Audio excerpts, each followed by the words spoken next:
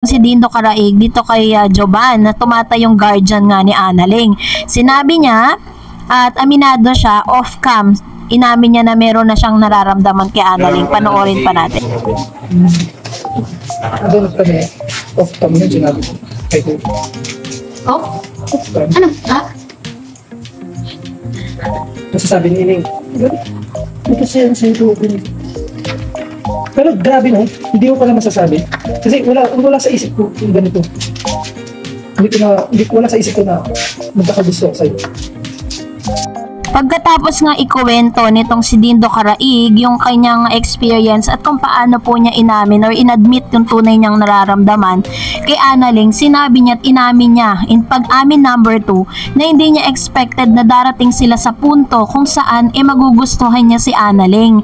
Dahil matapos sa mga revelasyong ito, sinabi niya na wala po sa